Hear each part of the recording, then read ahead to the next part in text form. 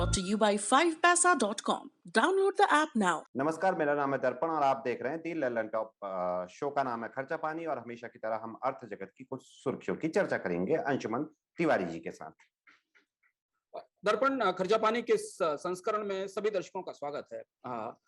अचानक संसद खत्म होते ही प्राइवेटाइजेशन की गतिविधियों में तेजी आई है। सरकार वापस अपने प्राइवेटाइजेशन के एजेंडे पर लौट रही है। हमारे पास 3-4 बड़े अपडेट हैं जो जानना जरूरी है और जो शायद अगले 1-2 हफ्ते में भारत की सुर्खियों में रहेंगे, आर्थिक सुर्खियों में रहेंगे। हम आज इन पर चर्चा करेंगे और उन अपडेट से बहुत सारे जो सवाल शंकाएं संसद के सत्र के दौरान उठे थे निजीकरण को लेकर, वो दूर होते दिख रहे हैं। सरकार पूरी तरह निजीकरण पर कायम है, इसका संकेत सरकार की तरफ से दिया गया है। दूसरी महत्वपूर्ण खबर रिजर्व बैंक से आ रही है हमारे पास। रिजर्व बैंक ने भारतीय कंपनियों को विदेश में निवेश करने के नियमों में नए नियमों से बांधने की तैयारी की है। कुछ नई गाइडलाइंस जारी की गई हैं। उन गाइडलाइंस का क्या असर है, फॉरेन एक्सचेंज मैनेजमेंट एक्ट के तहत कंपनियों को किसको कौन-कौन सी और सतर्कताएं बरतनी होंगी, इन पर भारत की कंपनियों के बीच में, विदेश के बाजारों के बीच में और शेयर बाजार में गहरी चर्चा है। आज हम इन पर चर्चा करेंगे, लेकिन पहला सवाल आप दर्पण कुछ पूछना चाहते हैं? जी अंशुमन जी, प्राइवेटाइजेशन को लेकर ही हमारा पहला सवाल रहेगा। प्राइवेटाइजेशन जो है हमारे शो खर्चा पानी का हिस्सा फ्रिक्वेंटली बनता रहता है क्योंकि इससे जुड़ी खबर इतनी आती है। आज भी हमारे पास इससे जुड़े हुए कई अपडेट है। पहला जो है department of investment and public asset management यानी शॉर्ट में कहे तो डीपम के सचिव तुहिन कांता पांडे ने कहा है कि सार्वजनिक क्षेत्र की कंपनियों का विनिवेश कोविड वेव के बाद वापस पटरी पर आ गया है और दीपम का लक्ष्य जो है मार्च के अंत तक कई लेन देन फाइनलाइज करना है। तो बैंकिंग सेक्टर में प्राइवेटाइजेशन को लेकर कहां तक हम बढ़ रहे हैं या क्या लग रहा है आगे, ये मेरा पहला सवाल है। दर्पण, इसकी राजनीति समझनी होगी। संसद के सत्र के दौरान सरकार के हलकों से इस तरह के संकेत दिए गए कि प्राइवेटाइजेशन की प्रक्रिया थोड़ी धीमी पड़ गई है। रीजन स्वाभाविक था, कारण स्वाभाविक था कि संसद का माहौल वैसे भी गरमाया हुआ था। विपक्ष कई सारे मुद्दों को लेकर सरकार को घेर रहा था। शायद सरकार निजीकरण को लेकर जो विरोध है, जो स्वाभाविक रूप से हर सरकार में सरकारी कंपनियों के निजीकरण को लेकर जो विरोध होता है, उससे हर सरकार परेशान रही है।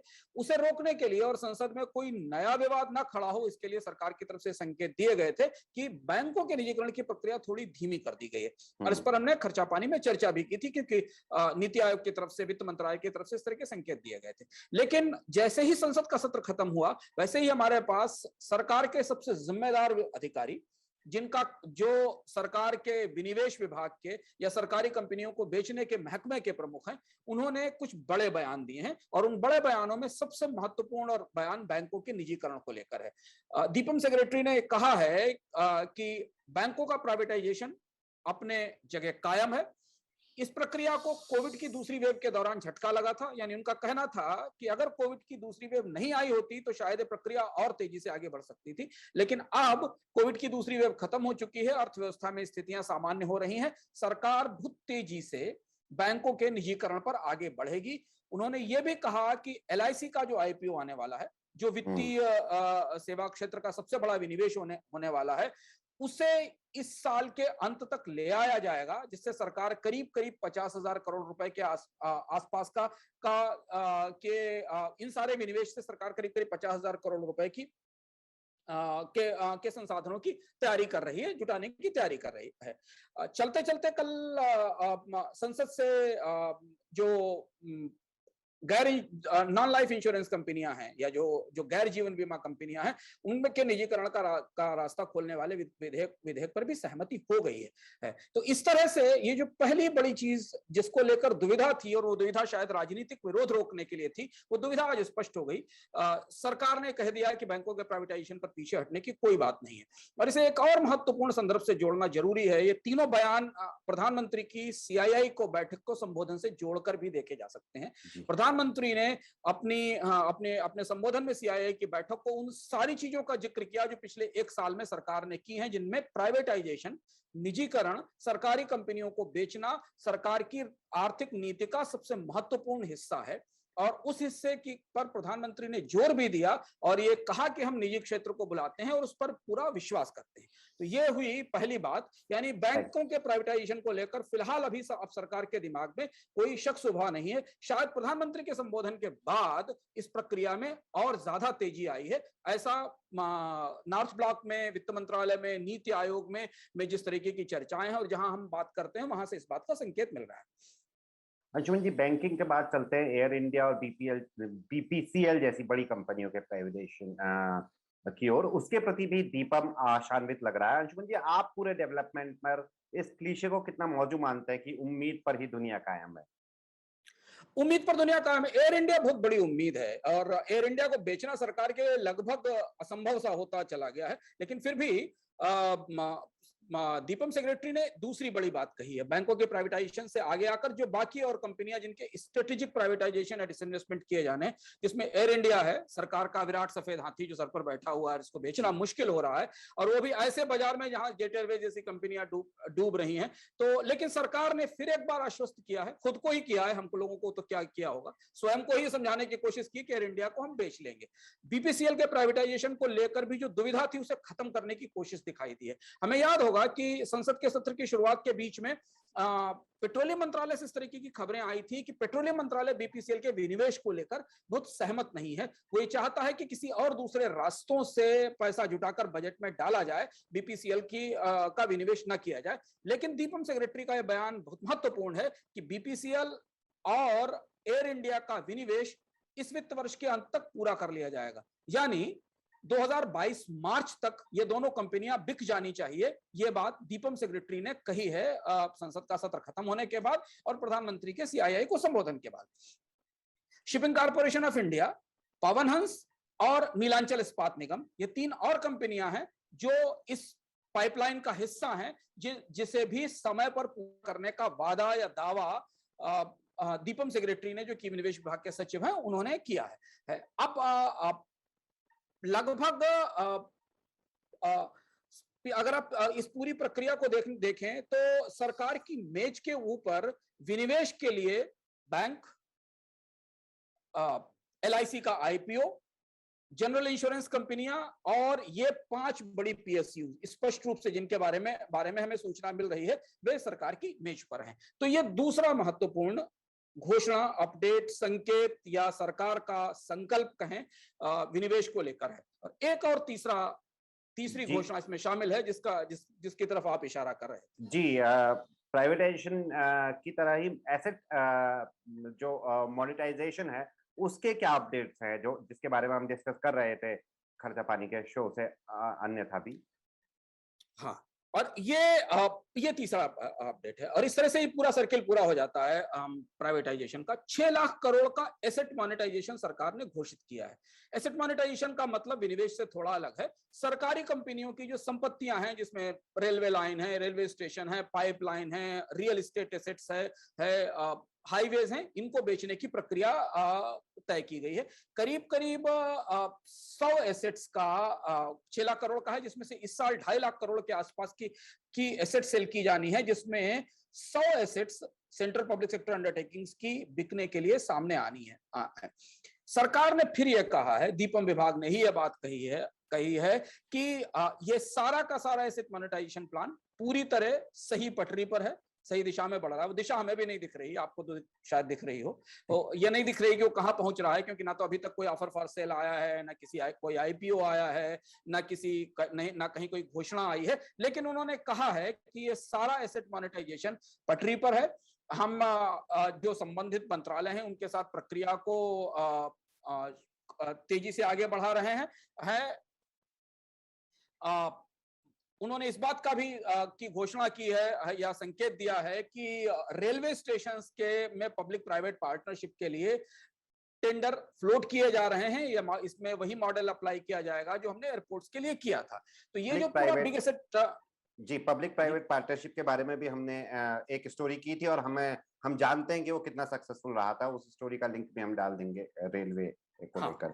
तो ये पूरी इस प्रक्रिया, ये जो 3 बड़ी घोषणाएं संसद का सत्र समाप्त होने के तत्काल आती हैं और इनके पीछे प्रधानमंत्री का उद्योगपतियों को संबोधन है, इन्हें अगर हम तीनों को एक साथ मिलाकर देखें, ये जो तीनों हिस्से हैं, तो सरकार वापस अपने आक्रामक एग्रेसिव प्राइवेटाइजेशन एजेंडे पर लौटती दिखाई दे रही है, जो कोविड की लहर के दबाव में या किसी तरीके की राजनीतिक नुकसान हानि लाभ के दबाव में पीछे हट गया था। और इसका ट्रिगर प्रधानमंत्री के संबोधन से भी माना जा सकता है। और अब चूंकि संसद का सत्र खत्म हो गया है, तो राजनीतिक विरोध की का कोई खतरा नहीं है, तो ये समय अब सरकार वापस इस एजेंडे पर लाना चाहती है। ये तो इसका राजनीतिक फलित होता है या राजनीतिक फलितार्थ होता है, जो हमें समझ में आता है। पर आर्थिक रूप से सरकार अपने आप को बड़ी चुनौती की तरफ बढ़ा रही है। हम ऑलमोस्ट आधे से ज्यादा साल खत्म होता देख रहे हैं। जो एसेट मोनेटाइजेशन, विनिवेश, बैंकों को, पब्लिक सेक्टर अंडरटेकिंग्स को, बीपीसीएल को, एयर इंडिया को, 2.5 लाख करोड़ रुपए की सरकारी संपत्तियां, इनकी बिक्री के लिए सरकार के प्लेट में इतना सारा रखा हुआ है अगले 6 महीने में बेचने के लिए, किसमें से कितना अचीव हो पाएगा, ये कोई भी सरकार का अधिकारी स्पष्ट रूप से बता नहीं पा रहा है। बाजार की जो स्थिति है, निवेश की जो स्थिति है, अच्छी खासी चलती कंपनियां बैंकरप्ट होकर बैंकों से कर्ज की माफी की गुहार कर रही हैं। वहां इन एसेट्स को खरीदने के लिए, इन कंपनियों में निवेश के लिए, इन बैंकों को खरीदने के लिए कौन आएगा, इस मामले में सरकार की तरफ से अभी कोई तस्वीर साफ नहीं है। पर दीपम सेक्रेटरी ने यह संकेत दिया कि नहीं, काफी रुचि ले रहे हैं, बाजार में काफी इंटरेस्ट है इन संपत्तियों को खरीदने में, इन कंपनियों को खरीदने में, बैंकों को खरीदने में। तो हमें देखना होगा कि यह प्रक्रिया कैसे तेजी से आगे बढ़ती है। प्राइवेटाइजेशन हमेशा से भारत के इतिहास में आंशिक सफल हुआ है और मूलतः असफल जैसी प्रक्रिया में रहा है। बहुत बड़ी सफलताएं प्राइवेटाइजेशन के मामले में भारत में नहीं मिली हैं। दुनिया के देशों में भी इस तरीके का अनुभव रहा है, लेकिन ये पिछले 25 साल में लिबरलाइजेशन के बाद शायद निजीकरण की सबसे बड़ी पहल है, निजीकरण की सबसे बड़ी घोषणा है, जिसमें कि बड़े स्पष्ट टारगेट हैं, 2.5 लाख करोड़ रुपए के। बड़ी कंपनियां हैं जिन्हें बेचने की कोशिश पहले भी की गई, उन्हें नहीं बेचा गया। तो ये मोदी सरकार की आर्थिक नीतियों की बड़ी परीक्षा होने वाली है उन निवेशकों के सामने जिन्हें वो एड्रेस करते हैं, जिन्हें वो सामने लाते हैं, जिन्हें वो भारतीय अर्थव्यवस्था की मजबूती का वास्ता देते हैं। और राजनीतिक रूप से बड़ी परीक्षा होने वाली है देश के भीतर, जहां मंदी है, बेकारी है, हर सरकारी सेक्टर में विरोध है, आंदोलन चल रहे हैं प्राइवेटाइजेशन के खिलाफ, सोशल नेटवर्क्स पर गहरा दबाव है और उसका विरोध चल रहा है। इनके बीच में ये जो जद्दोजहद है वो दिलचस्प होने वाली है। इसमें काफी आतिशबाजी और पटाखे हमें दिखाई देंगे। सरकार आगे बढ़ेगी कि पीछे लौटेगी, कि अंततः साल के अंत तक जाकर वहीं खड़ी हो जाएगी जहां हर साल होता है कि विनिवेश का टारगेट बहुत बड़ा होता है, पर फाइनली वो बहुत कम विनिवेश के लक्ष्य के साथ खत्म होता है। ये हमें देखना होगा। लेकिन सरकार का संकल्प दीपम सेक्रेटरी के बयान से दिखता है कि नहीं, इसमें कहीं कोई ढील शायद नहीं होने वाली है। और अंशुमन जी, मुझे लगता है कि कम से कम इस साल या अगले 1-2 सालों तक प्राइवेटाइजेशन लगातार खर्चा पानी में आता रहेगा, क्योंकि ये सुर्खियों में रहेगा, चाहे वो प्राइवेटाइजेशन हो, चाहे वो एसेट मोनेटाइजेशन हो। चलते हैं दूसरी बड़ी खबर की ओर। आरबीआई ने अंशुमन जी अपने जो वेबसाइट है उसमें 2 ड्राफ्ट या 2 प्रपोजल अपलोड किए हैं, जिनका मुख्य जो अगर ऊपर से पढ़ा जाए तो उसमें सबसे मेन जो दिख रहा है, ईज ऑफ डूइंग बिजनेस को चल रहा है, और एक फेमा का रूल है, फॉरेन एक्सचेंज मैनेजमेंट एक्ट के अनुसार कोई भी भारतीय किसी विदेशी व्यक्ति को लेन देन की कोई गारंटी या जमानत नहीं दे सकता। लेकिन आरबीआई ने अपने इन प्रपोजल्स में प्रस्ताव रखा है कि भारतीय प्रमोटर्स को उन विदेशी फर्मों के लिए व्यक्तिगत गारंटी जारी करने दी जाए जो उन्होंने एक्वायर की है, जिनमें उनकी हिस्सेदारी है। हालांकि इसमें कैपिंग वगैरह का भी प्रस्ताव है, जिसके बारे में हम अंशुमन जी आपसे पूरी तरह जानेंगे इन 2 प्रस्तावों का। भारत में आने वाले विदेशी निवेश को लेकर हमने बहुत सारी नीतियां, भारत में विदेशी निवेश को आमंत्रित करने, पोर्टफोलियो इन्वेस्टमेंट जो स्टॉक मार्केट में आता है, उसको लेकर हमने बहुत सारे नियमों में बदलाव हमेशा देखा है। भारत से बाहर जाने वाले पैसे के मामले में आरबीआई ने भारत से विदेश में निवेश के नियमों में 2 तरह से बदलाव किया है। एक बदलाव एंटी मनी लॉन्ड्रिंग, एफएटीएफ और पारदर्शिता की दृष्टि से महत्वपूर्ण है, और दूसरा बदलाव भारतीय कंपनियों को विदेश में अधिग्रहण करने या विदेश में निवेश करने की सुविधाएं बढ़ाने के मामले में महत्वपूर्ण है। और ये दोनों प्रस्ताव उन कंपनियों को सबसे ज्यादा फैसिलिटेट करेंगे जो भारत से बाहर निवेश करना चाहती हैं या भारत से बाहर काम करना चाहती हैं। एक महत्वपूर्ण घोषणा रिजर्व बैंक ने यह की है कि अब भारतीय प्रमोटर्स अगर किसी ओवरसीज फर्म का, विदेशी फर्म का एक्विजिशन करते हैं, अधिग्रहण करते हैं, तो उसमें कंट्रोलिंग स्टेक लेते हैं, तो अपनी पर्सनल गारंटी दे सकेंगे। अभी तक उन्हें पर्सनल गारंटी देने की छूट नहीं थी। वो जो गारंटी देते थे वो भारतीय बैंकों से ली जाती थी या वित्तीय संस्थाओं से ली जाती थी या उनकी कंपनी से गारंटी होती थी। तो इससे उन टेक ओवर्स में, उन अधिग्रहणों में भारतीय प्रमोटर्स की रिस्पॉन्सिबिलिटी और जिम्मेदारी और गहरी हो जाएगी।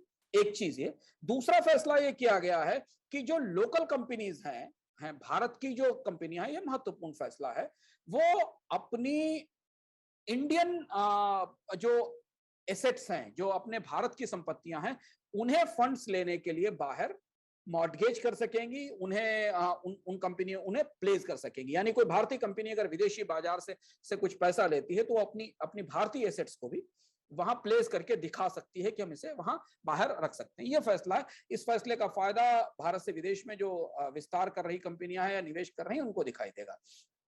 दूसरा सेट जो गाइडलाइंस का है, जिसकी तरफ आपने संकेत दिया, वो ये है कि रिजर्व बैंक ने ओवरसीज इन्वेस्टमेंट के जो पूरे के पूरे पैमाने हैं, उनमें एक बड़ा परिवर्तन ये किया है कि एक नया डॉक्यूमेंट डाला है जिसका नाम है draft foreign exchange management non debt instrument overseas investment rules 2021। ये नए रूल्स हैं जो आए हैं। इसके जरिए इसमें वो प्रावधान शामिल है जिनका हम जिक्र कर चुके हैं, लेकिन इसमें एक महत्वपूर्ण प्रावधान ये है कि रिजर्व बैंक ने बहुत सारे ऐसे क्षेत्रों में निवेश को सीमित करने की कोशिश की है जहां पर एफएटीएफ या मनी लॉन्ड्रिंग के नियम लागू नहीं होते हैं। वो देश अपने कामकाज में पारदर्शी नहीं है। अगर उनकी पारदर्शिता के मुद्दे आएंगे तो रिजर्व बैंक वहां पर निवेश को मंजूरी नहीं देगा।